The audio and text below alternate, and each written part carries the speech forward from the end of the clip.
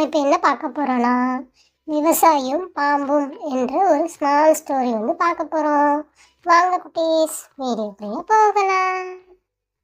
ஒரு கிராமத்தில் ஒரு விவசாயி வாழ்ந்து வந்தார்.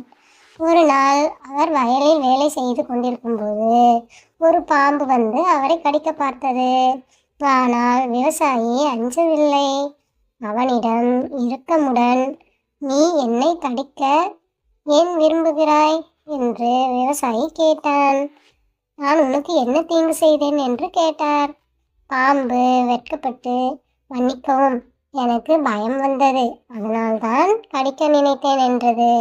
விவசாயி பாம்பை தன் பையில் போட்டு அருகிலுள்ள காட்டில் விட்டுவிட்டார். பாம்பு அவனுக்கு நன்றி கூறி, "நீயும் உன் குடும்பமும் நலம் பெறுவீர்கள்" என்று ஆசீர்வதித்து சென்றது.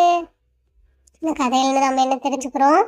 பயம் எப்போதும் பிறரை தாக்கும் எண்ணத்தை கொடுக்கலாம், ஆனால் இரக்கம் ஒரு இருதயத்தை மாற்றும் சக்தி கொண்டது.